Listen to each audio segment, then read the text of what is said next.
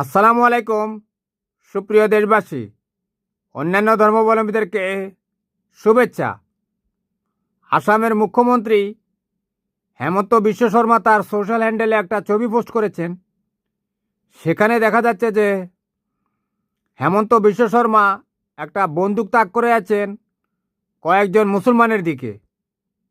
বুঝতে পারছেন কিছু?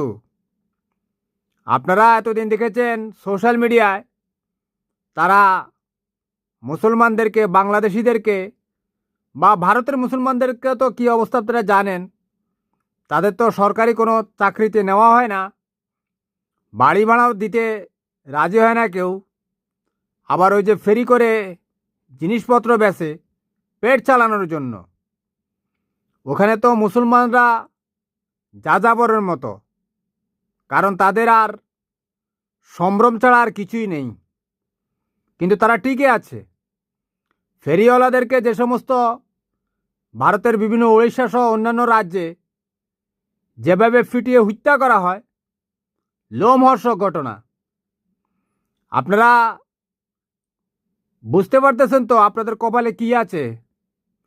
শুধু ভারতের মুসলমান না, বাংলাদেশের মানুষের কপালও, মুসলমানদের কপালেও কিন্তু দুর্গতি আছে।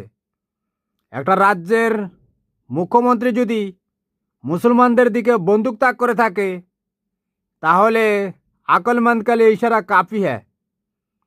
তারা গত কিছুদিন আগেই তো পাকিস্তান চলে গিয়েছিল যুদ্ধ বিমান নিয়ে পাকিস্তান দখল করে ফেলার জন্য।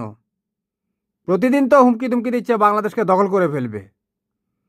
অতএব আপনারা সতর্ক হন, নইলে কপালে দুর্গতি আছে। আল্লাহ হাফেজ।